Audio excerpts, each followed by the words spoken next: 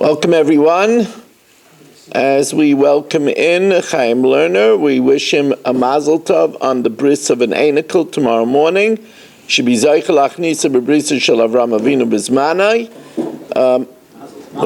Welcome in Mordechai Sultan, Mo Kushner, Mel Zachter, Marshall Castle, Michal, Aaron Swade, Rabbi Kranz, Menachem Umansky, Nachman Chapler, Saba, Shalom Fogel, Irving Fishbaum, Berish Gesserman, Moshe Lehman, Pesach Zielman, Richard Rosenzweig, Gitzi Muller, Abe Arbach, Ilya Shutman, Yehuda Tov is joining us on Facebook, David Helfgott on Kol Lashon here in the shul. So far we have Reb Kramer, Reb Baruch Gold, and Reb Goldstein.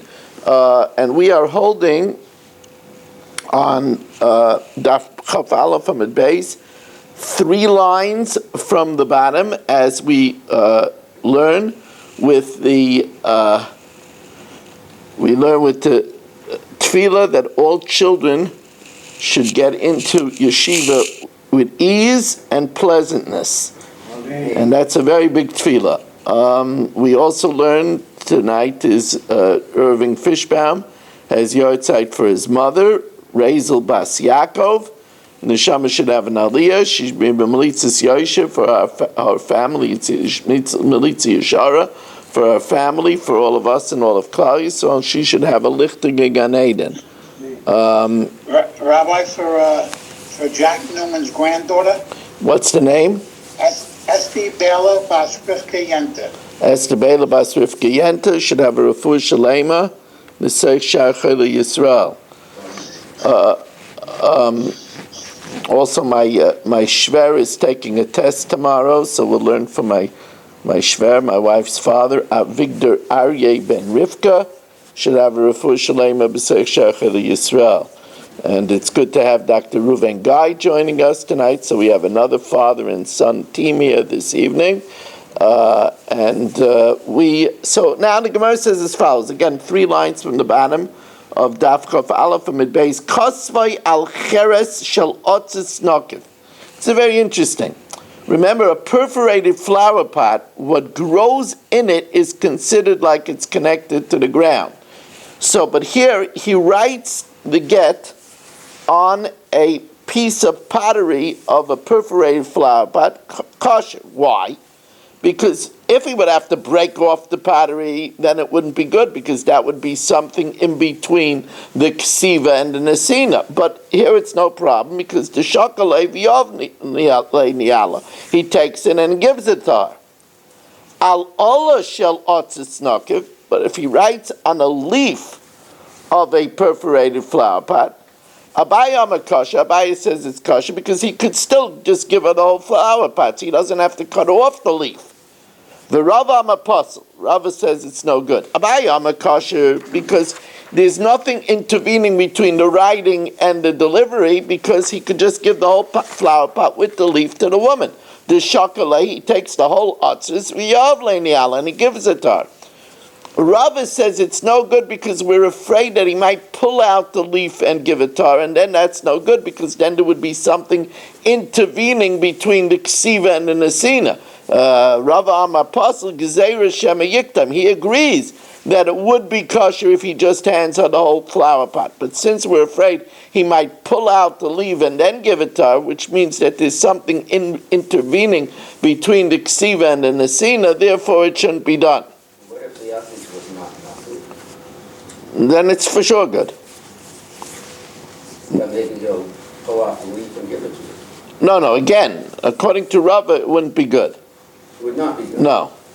Okay. Now, Otzis shel echad v'zroim shel acher. Now, before we learn this, I guess I should give you a little bit of the rules of kinyonim.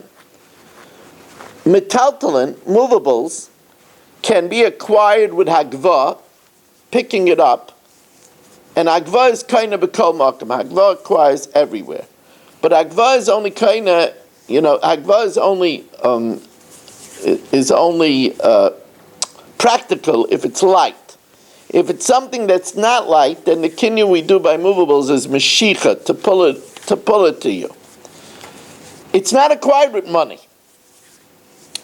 Karka, on the other hand, real estate, is acquired with three kinyanim: kesef, with money; shtar, with a deed of sale; and chazaka, by making some improvement to the real estate. So now the Gemara says, it is very logical, the next Gemara. Otzitz shel echad. So here we have a flower pot belonging to Marshall. And v'zraim shel achar. And the seeds in the flower pot belongs to Berish. Mocher bal otzitz lebal zraim. If Marshall says, Berish, you already have the seeds, I'll sell you the flower pot for a pittance. Kevan shemoshach kona. Once he pulls the flower pot to him, he acquires it, because the flower pot is considered immovable, and therefore, it's on the heavier side. So when he pulls it to him, Berish acquires the flower pot. But on the other hand, Mocher bal zroim lebal otzitz, if Berish tells Marshall, I'll sell you the seeds. Now remember, since it's a perforated flower pot, the seeds are considered as if they're attached to the ground, and if they're real estate. And once it's real estate, that you can't acquire with Mashiach, that you need to do either kesef, shtar, or chazaka. So the Gemara says, if Berish sells the seeds to Marshall, Mochel bal zroim lebal otzis, loikana, Marshall doesn't acquire the seeds until he makes some improvement with the seeds. For example, if he would water the seeds, making an improvement, then he acquires it. Otzitz v'zroim shel echad. Here, Berish owes both. He owns the flower pot and the seeds. Umachran la'acher, and he sells them to Irving. So now Irving has to acquire the seeds, which is real estate, and the flower pot, which is movable. So here we have another special din in Kinyan. There's a din in Kinyan which we actually use as one of the 6 Kinyanim with Mechiras Chametz with the guy. And that is a Kinyan of Agav. Let's say Shimon wants to buy from me 100 bowling balls. Now he's not interested in making a Kinyan Mashiach on 100 bowling balls. So what he does is he rents from me a little piece of property. He could rent it for me even for an hour. And once he has a Kinyan on real estate, he acquires the bowling balls through the Kinyan of Agav, that you could get movables along with real estate. So now we're going to employ that over here with Berish selling both the flower pot and the seeds to Irving. Otzitz v'zram shel echad. If Berish owns the flower pot and the seeds, u'machran la'achar, and he sells them to Irving, well, hirzik v'zram, as soon as Irving makes an improvement in the seeds, he waters the seeds, or he weeds the seeds, so he made an improvement, he acquires the seeds, he acquires agav, the flower pot, kona otzis, he acquires along the way the movable. V'zui sheshanino, this is a rule that we learned, nechasim she'ein lam achrayis, property that doesn't have responsibility, which means movables, niknimim nechasim she'ein lam achrayis, is acquired with real estate, b'kesef or b'shtar b'chazaka, which means that once you give money or a deed of sale or make an improvement on the real estate, you acquire the movables along with it. However, if when Berish sells the flower pot and the seeds to Irving, hilzik ba'otis, if Irving makes an improvement on the flower pot, he paints the flower pot, he doesn't acquire anything. He doesn't acquire the seeds because he didn't make an improvement on the seeds. He doesn't acquire the flower pot because the flower pot is a movable, and a movable is only acquired with Mashiach or Agva. It's not acquired with making an improvement. So therefore, Af Otzitz Loikana, he doesn't even acquire the flower pot Ad Shiyazik Bizram, until he makes an improvement with the seeds. Now the Gemara starts getting fancy. Nikfai ba'aretz. The perforation of the flower pot is in Eretz Yisrael. But v'noifai, the branch extends in Chutz La'aretz. So the fruit growing is growing outside of Eretz Yisrael. But the yanika, the whole of the flower pot where the branch is sits in, that's in Eretz Yisrael. The shaila is, the fruit, is it chayiv in trumas and maisers or not? Is it considered from Eretz Yisrael? Because the flower pot itself, with the hole on the ground, is in Eretz Yisrael.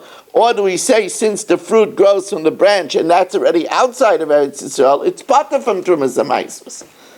So Abaya Amar Basar Nikvei Azlina. Abaya says we go bust the hole under the flower pot, and since that's Eretz Yisrael, the fruit has a dinner fruit of Eretz Yisrael, and it's chayiv trumas and maisers.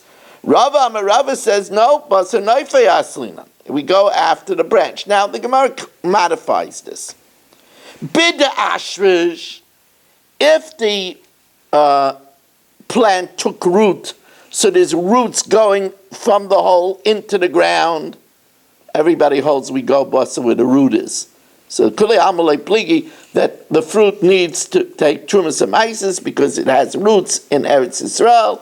So then there's no question it's Eretz Yisrael fruit and it needs Trumas and Maises. Keep Pligi B'Aloi Ashvish, where there aren't roots yet. But there is a hole, so there is some drawing from the ground. But there's no roots down yet. When there's no roots, so one holds that still the major nutrients come from the hole where the trunk is, and the others hold no, the main nutrients come from where the branch is, where the fruit comes, which is in Chutz La'aretz, and therefore it's not chayiv in Trumas Amaisis. Says the Gemara, wait a second. Ubeda Ashrish loy pligi, where it takes roots, there's no argument. Vatanan, this is a very interesting case. Very interesting case. Shtei ginais. There's two gardens. Shnei ginais. There's two gardens. Nachman has a garden high up. Lower down to the side, Rabbi Kranz has a garden. There's a vertical wall going down from Nachman's garden till Rabbi Kranz's garden. And crops are coming out sideways from that vertical wall. So they're getting their nutrients from Nachman's garden because the vertical wall is the ground of Nachman's garden. But they're growing out over Rabbi Kranz's garden. Again, it basically, just to give you a visual, it goes like this. Here you have Rabbi Kranz's garden. Then there's a wall, a vertical wall, and then you have on top of that Nachman's garden. It's a little hard for the Zoomers to see that. Okay. I think they tip the camera a little bit more down, if you can. Don't worry, they're only growing sorghum in the gardens, I see. Here you have Rabbi Kranz's garden. Here's the vertical wall, and here's Nachman's garden. And stuff is coming out of the vertical wall over here. So it's coming from the earth over here of Nachman's garden. But it's growing over Rabbi Kranz's garden. Does everybody get that?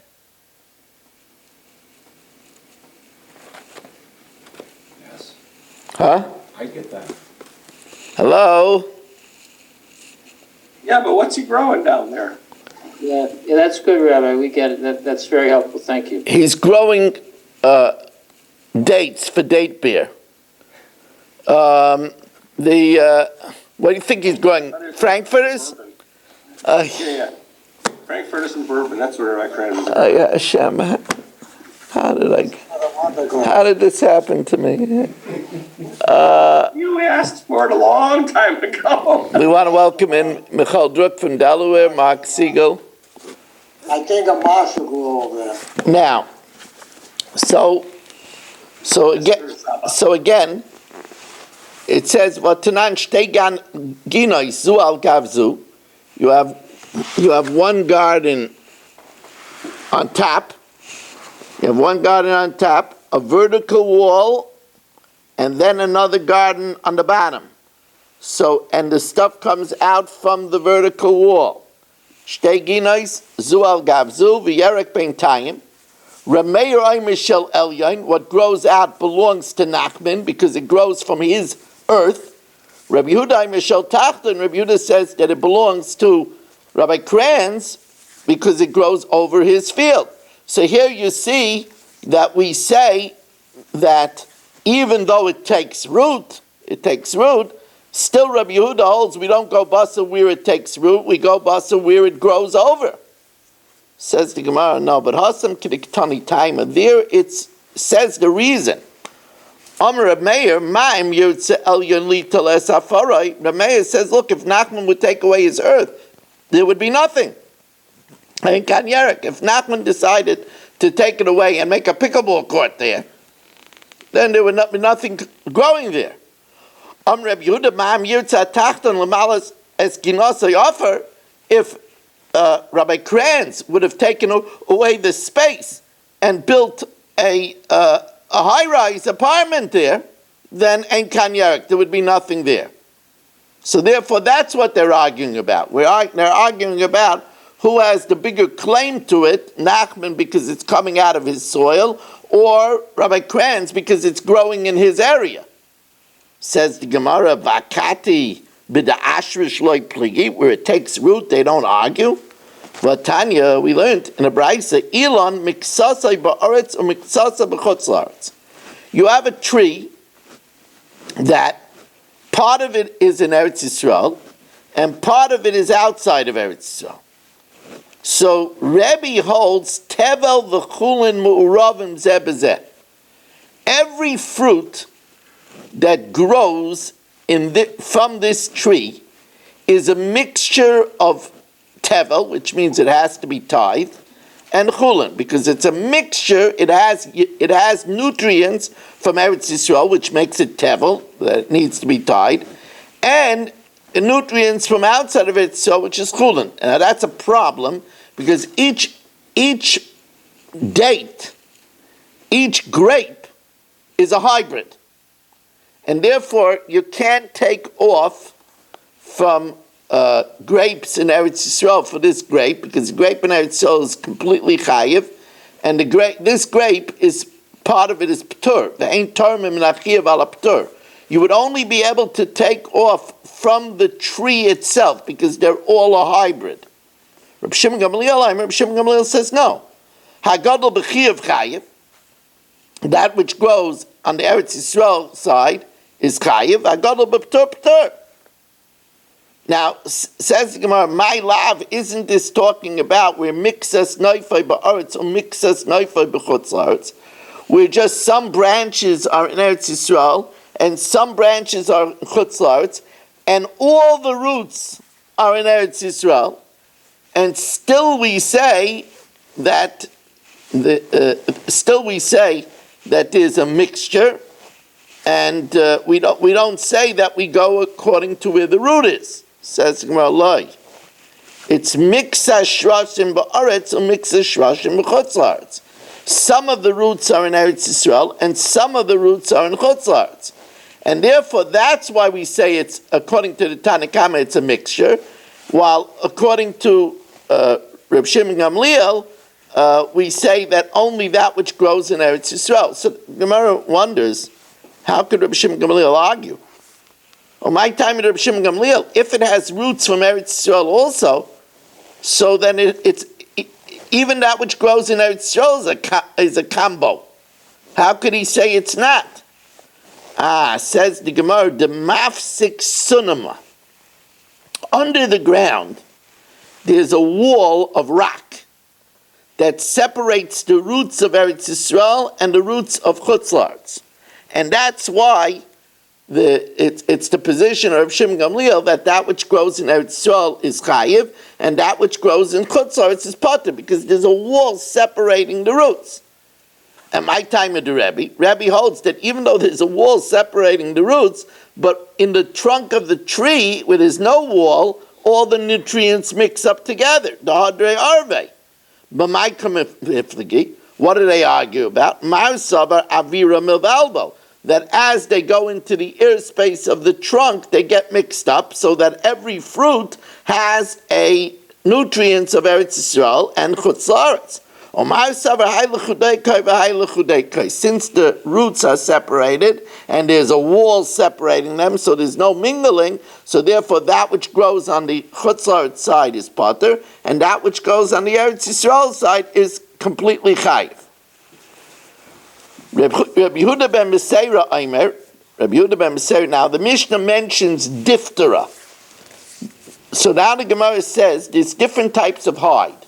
So the Gemara discusses the three types of hides. There's three types of hides. Matzah is completely unleavened. That's a hide that's not treated at all, like matzah, which has no additions. There's chayfa and there's diphthera. Those are the three hides. Matzah kemashmai, delay maliach, it's not treated with salt, or delay kamiach, it's not treated with flour, or delay ufetz, and it's not treated with galnut.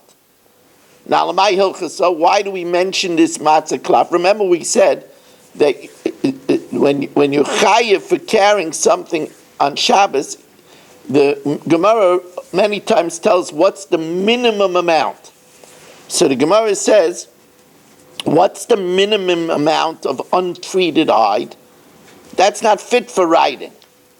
So, my hilchas aloitzah Shabbos.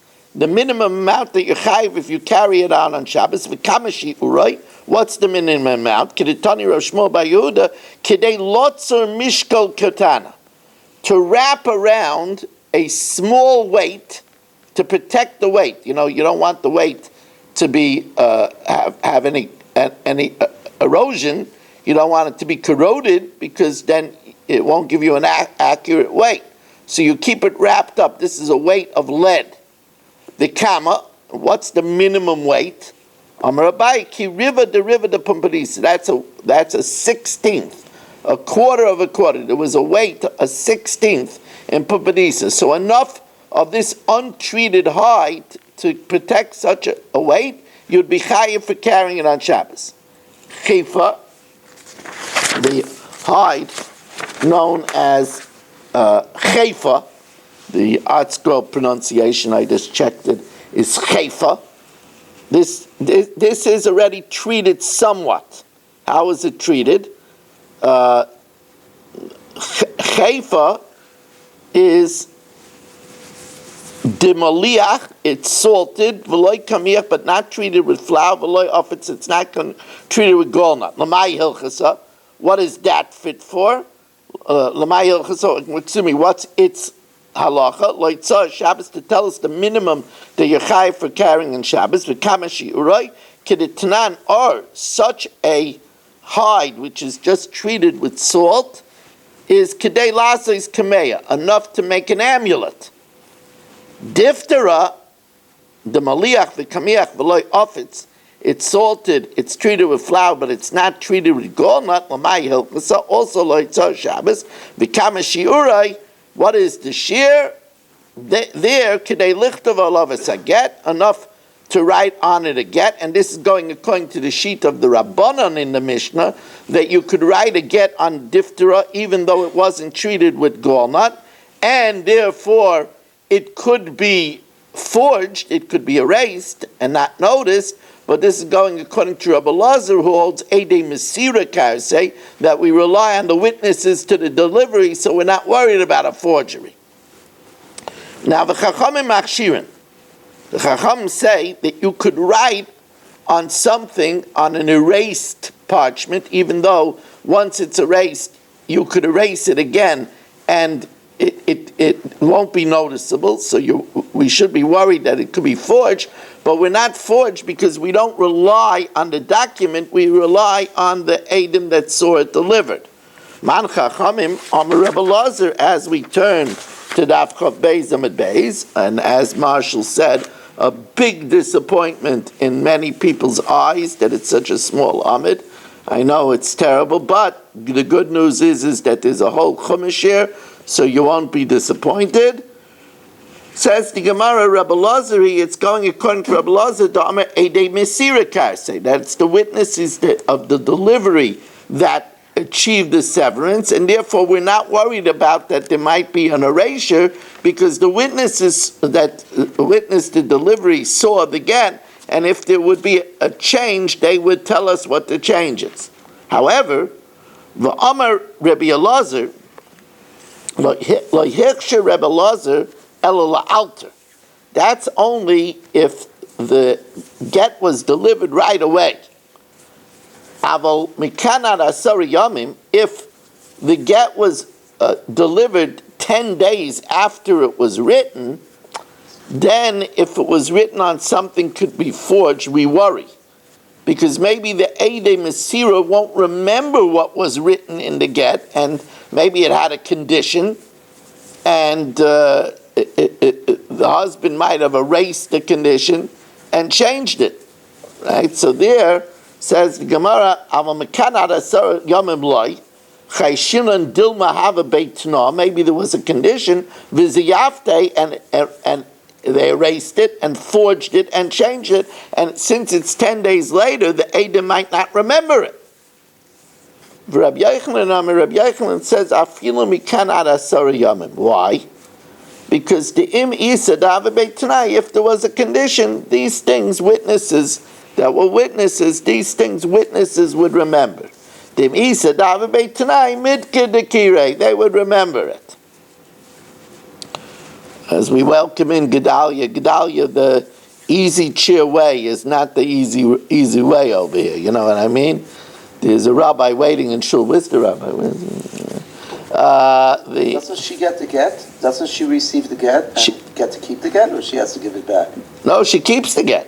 Right, so what are we afraid? Is it him who made the... she is going to be Mizayif the star? Or no, we're afraid that he agreed to a condition that he's going to give her $200,000. Right. And then but he didn't deliver it right away. He wrote the get, and then they saw it, they read it, and 10 days later, he delivered it. That's what it means. It means. Is that all right with you? Well, is that really Eidim Asira? Don't they make the Eidim have to? You mean they don't read it again? I mean, again, if they did, you would have a kasha. So obviously they didn't. Obviously they don't read it again, but okay.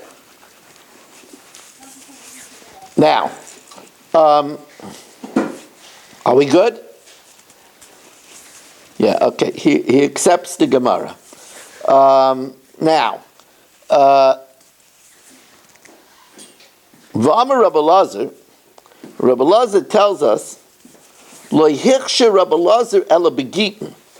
Rabbi Lazar only allows this to use parchment that is erased already, so that you cannot detect the forgery, only by Gittin.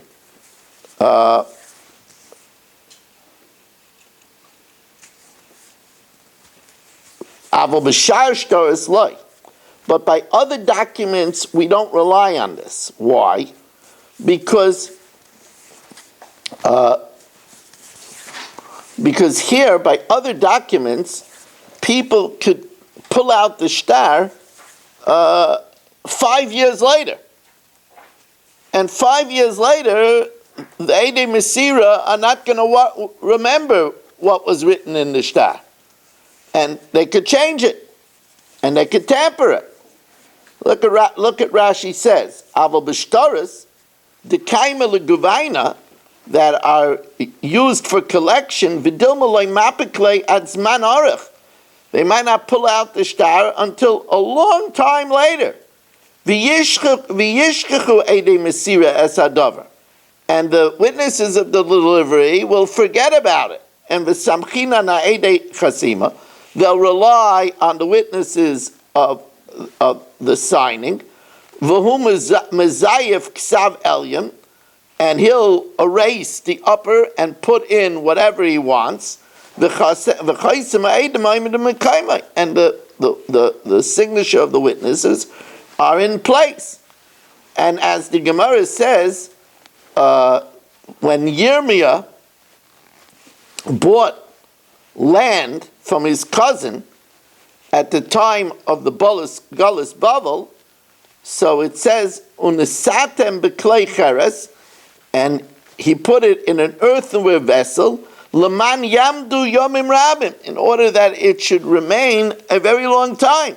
So you see that shtar for not a get is pulled out much, much later, and therefore the Edei Mesira are going to forget, and therefore it should be written on a ksav that's not forgeable. Says Gemara, Rabbi Yochanan says that we could even do it with shtaros for business, and even write on a document that can be forged, since there are witnesses that witnessed the proceedings. The pasuk says that it should last for a long time. So Rashi says that it would seem to be that implies that it should be a shtar that is reliable for a long time. Says the Gemara, no. It just gives you a good eitzah. So it doesn't have to be that way. It's an eitzah taiva, and it is an eitzah taiva to write on something that's not forgeable. But if Rabbi Yochanan holds that even if it's written on a document that can be forged, it's your choice to do that. But if it's done, we rely on the Edei Mesira that they'll remember the proceedings. Now, the Mishnah tells us, Hakol ksherin lichtev es haget. Everybody is acceptable to write a get, afilu cheresh shaita v'katan. Even a deaf mute, an imbecile, and a minor. Now that's a big chiddush. A deaf mute, an imbecile, and a minor don't have das. Because in those days, in the time of the Gemara, before Helen Keller, there was no way to teach a deaf mute. So the deaf mute basically did not have intellect. And a imbecile and a minor could also write a get. Now how could that be? Doesn't it need to be written lishma? So first the Gemara says it's talking about begadol oimed al gabav, with an adult standing on top of him, telling him you have to write it for this man and this woman. So that's enough. If the gadol is standing on top of him, that's enough. But the Gemara is going to say another pshat that no. The reason is because this is going according to the opinion of Reb Meir, that when it says because of law, it's talking about the signatures. But the writing of the get, the narrative of the get, the 12 lines of the get, that's not because of law, and therefore it doesn't have to be written lishma. It could be written by a chereshite of a cotton. It could be written by a kuf, by a monkey. It could be written by a robot. Because the main thing is that the signature, according to Rameya. Chat GPS, right? Right. Ho'isha kaiseva says Gita, a woman could write her get and then transfer it to her husband to give it to her. Va'ish kaiseva shavrei, and when he pays her the ksuva, he could write the receipt, give it to her, and she gives it to him. She'ain kiyam aget ela b'chaisama, because the kiyam of the get is not from the writing, but rather the signatures, which would be the shita of Rameya. So now let's see The Gemara, how could a get written by a deaf mute and an imbecile and a minor be good? They don't have intellect, and therefore they don't know, as Rashi says, they don't know to write it lishma. Rav Huna explains, it's talking about where an adult is standing on top of them and saying, write it lishma. Amalei Rav Nachman, so Rav Nachman says, Elama'ata, if a guy writes the get, v'Yisrael oimed al gabav, hochanami de kosher, that would also be kosher. V'chitema hochanami, that if a guy is writing it, with a gadol standing on top of it, it's good. But Tanya, oived kochavim puzzle. Says the Gemara, a guy is puzzled. Well, why? If somebody is standing on the top of the guy and telling him to write lishma, why should it be puzzled by a guy? Says the Gemara, because the guy has his own independent intellect. And since the guy has his own independent intellect, he might not listen to you. And he might do it not lishma. The Chereshite of the cotton doesn't have an independent intellect to do differently than what you tell him. And that's what Gemara says. He could do it with an independent das, even if you tell him to do it. So therefore the guy we can't trust. The Chereshite of the cotton, if we tell him to write it lishma, he doesn't have a separate independent mind to do differently. So there we could rely that he does it lishma. However, Hada Amar Rav Nachman. Rav Nachman went ahead and said, Lav milsihi de amre. It's not what we're saying.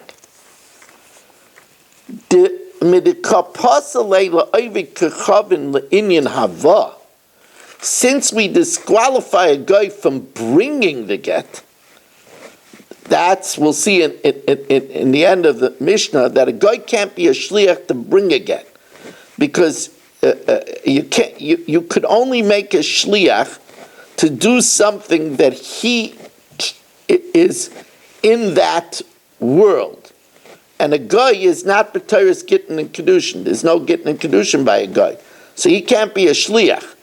Michlal de le'inyan ksiva kasher. Writing it is kasher. Why? Because as we said, the writing is not, when it says because of law in the pasuk, it's not referring to the writing of the get, it's referring to the signing of the get. That's what has to be lishma. It's going according to Rav Meir.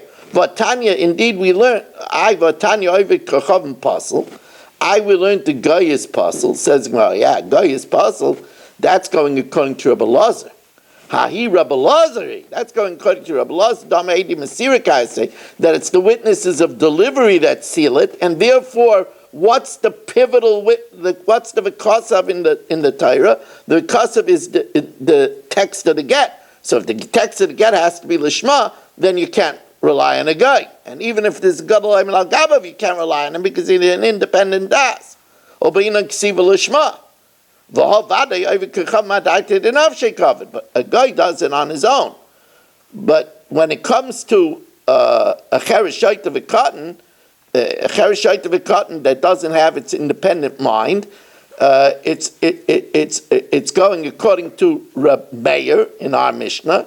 According to Reb Meir, since the v'kasav is the signatures, the body of the get doesn't need lishma. It could be therefore written by a chereshite of a cotton without a gadol amid al gabav, and it could also be written by a guy without a gadol amid al gabav, and it could be written by artificial intelligence, and it could be written by a robot.